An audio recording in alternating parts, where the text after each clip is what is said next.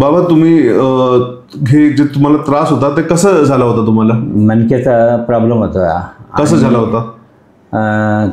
6 महिने पुढे जाताना पडल्यामुळं तिथं थोडं झालं होतं. नंतर MRI केले तर त्याच्यामध्ये मणक्याचं गॅप दाखवली. 4 मणके सरकले होते. त्यांनी ते ऑपरेशन केलं सह्याद्री पुण्याला, सह्याद्री हॉस्पिटलला. आणि सह्याद्री हॉस्पिटलला ऑपरेशन केल्यानंतर मला माझे पाय आहेत ना पाठीमागे जायचे, उभाच राहता येत नव्हतं.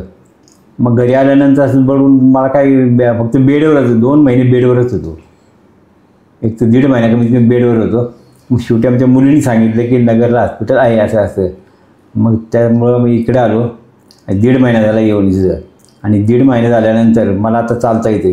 नाही तर मला व्हीलचेअरवर आणलं होतं.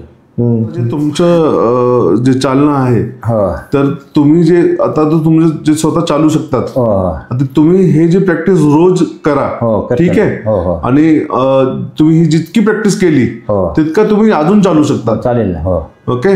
आणि आम्हाला खूप चांगलं वाटलं तुम्ही आमच्याकडे आले. आणि तुम्हाला बघून आम्हाला पण चांगलं वाटलं की इतके वयमध्ये पण तुम्ही चान्स घेतला की परत चालायचं आहे आम्हाला. तर लोक चान्स घेत नाही असं, पण तरी तुम्ही हे यावर मात दिली. आम्हाला पण खूप तुम्हाला असं बघून खूप शिकायला भेटलं. आम्ही तुम्हाला हेल्प केली पण आम्हाला तुम्ही पण हेल्प केलेली. म्हणजे आम्ही असं दुसऱ्या पेशंटला असं बघून असं घाबरणार नाही की चालणार की नाही.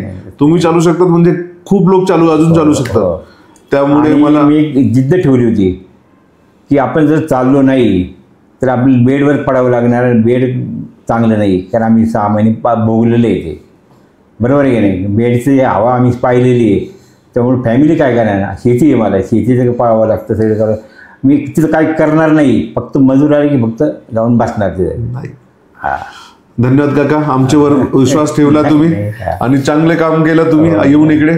आणि चांगलं तुम्हाला रिझल्ट भेटला. आम्हाला सहकार्य केलं, तुमच्या स्टाफनी सगळ्यांनी सहकार्य केलं. असं नव्हे आम्ही मावशी काय सगळ्यांनी. धन्यवाद काका.